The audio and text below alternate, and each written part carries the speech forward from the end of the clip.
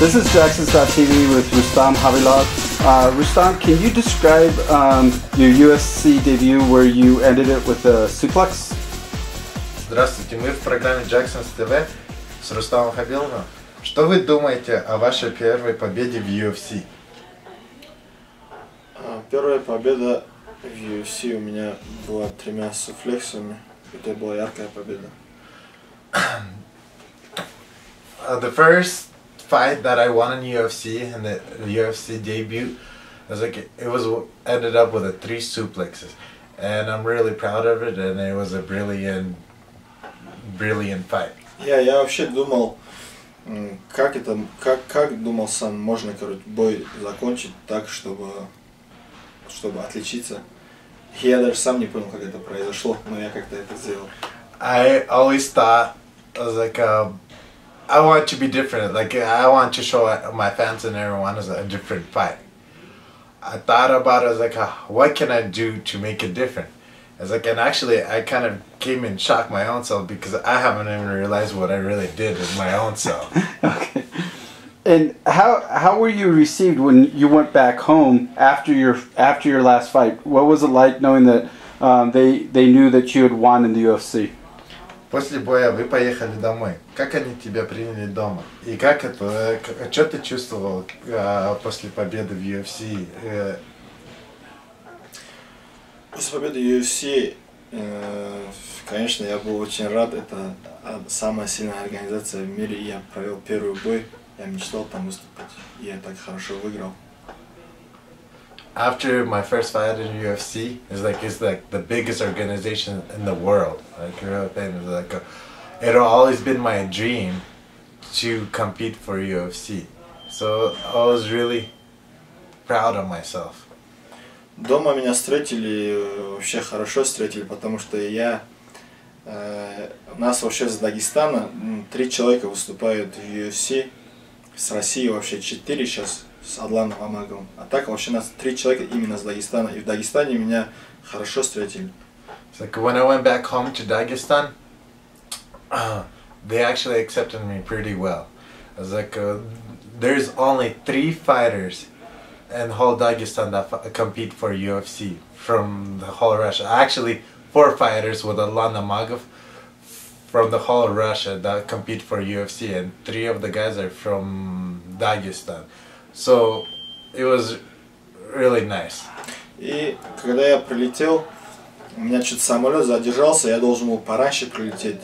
И много людей хотели меня встретить. Но так получилось, что я в 4 утра прилетел в Махачкалу. И туда приехал сам замминистра спорта, и ребят много было. And when I first came back, when I was supposed to be coming back to Makhachkala, my plane got delayed.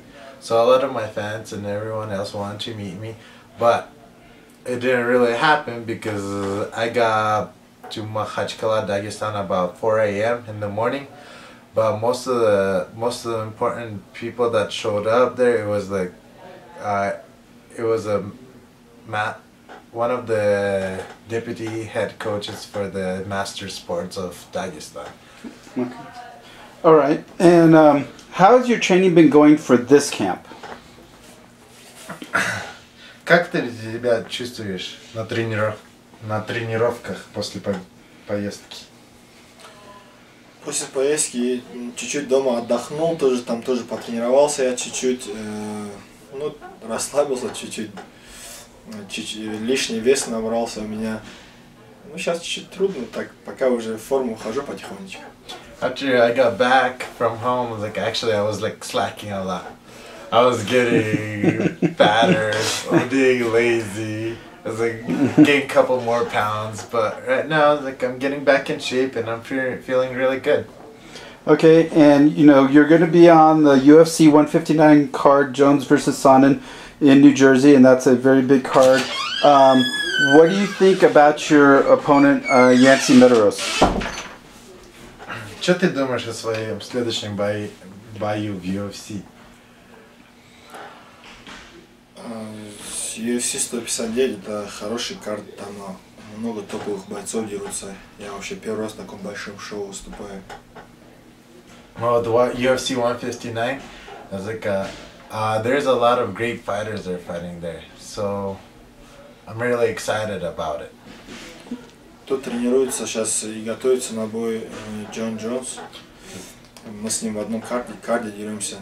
И мне как бы тоже приятно, что с одного зала еще один человек, тем более чемпион, готовится на тот же самый бой, на тот же самый вечер, чтобы подраться. Right now we have John Bones actually at the gym also, who is actually the same and this fighting at the same card, UFC 159, and it's really an honor for me to spar with him, to train with him, and actually I'm really honored for him to have him with me for the next fight, because I think it's really cool that there's two guys from the same gym competing. О своем сопернике я не могу ничего сказать, потому что этот человек выступал 84 килограмма. Теперь он выступает 70 килограммов. But about my opponent, I really cannot tell you guys anything because he used to compete at 185, but right now he's competing at 155. So I really don't know anything about it.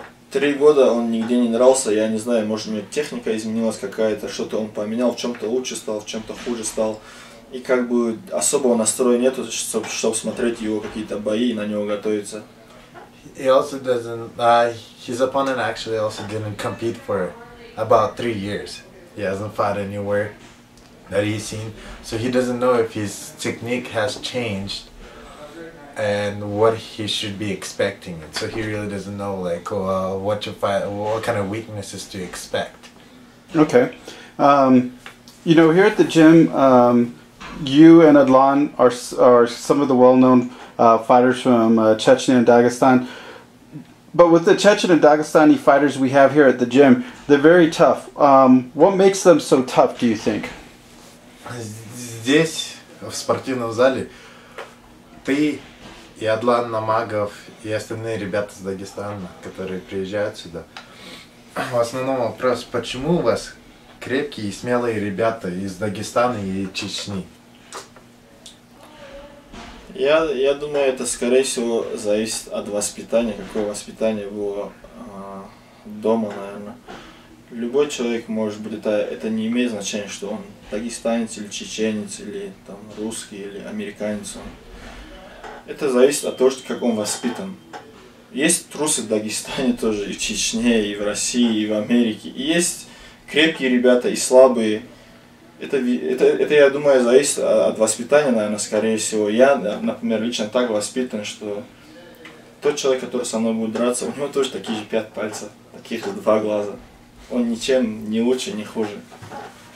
Basically, I think it all comes from the way you've been raised. As like the way that parents have been raising you. I mean, in every culture, in every tradition, in every ethnicity, we do have, like, I mean, you guys think that everybody is tough from Dagestan and Chechnya, but not really. We also have weak people. We also have people who are scared of things. But honestly, I think it's the way people raise you. It's like, and most of the time, I was like, I look at my opponents too, as like, and I don't discriminate them or anything, because they also have 5 fingers like I do, and 2 eyes like I do. So I mean, it just depends on the way you were raised. And okay, one final question, Rustam. Who would you like to thank? Okay, Rustam, последний вопрос. Кому бы ты хотел спасибо передать?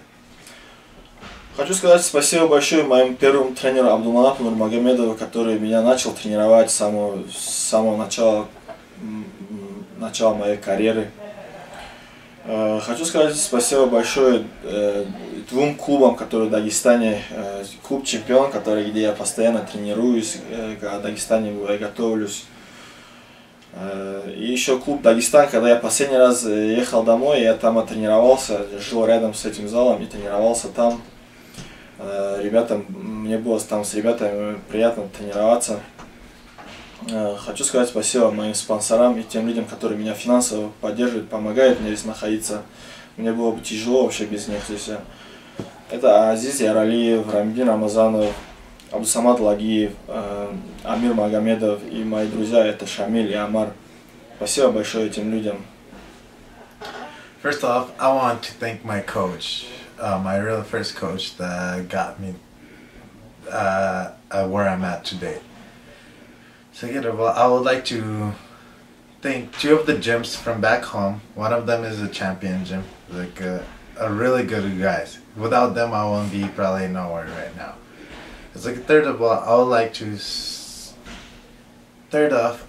thank all my sponsors, all my friends, and whoever helped me out to get ready and who helped me out financially and emotionally and physically whenever I needed their help.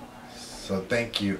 И сейчас я тренируюсь в зале Джексонси. Конечно, спасибо большое Грегу Джексону в первую очередь, мистеру Уинклджону спасибо большое, Брэндону Гибсону спасибо большое. Эти люди меня готовят сейчас. Мне очень приятно с ними тренироваться, работать. Я прихожу каждое утро в зал. Эти люди меня обнимают как своего брата и готовят меня на бои. Я вижу, какое у них желание есть меня готовить. Спасибо им большое, этому залу, этим всем ребятам, которые здесь со мной тренируются и помогают мне готовиться на бои. I also would like to thank, of course, like Jackson's MMA, Greg Jackson, Mr. Winklejohn, also Brandon Gibson. I was like, every morning I come to the training. I was like, they always hug me as a brother. I was like, I also want to thank everybody in the gym, all my teammates. I was like, I really enjoy training with them and working out with them. Thank you guys all very much for your help and support. Okay, thank you, Rustam, and I'm sure you'll bring home that win at UFC 159.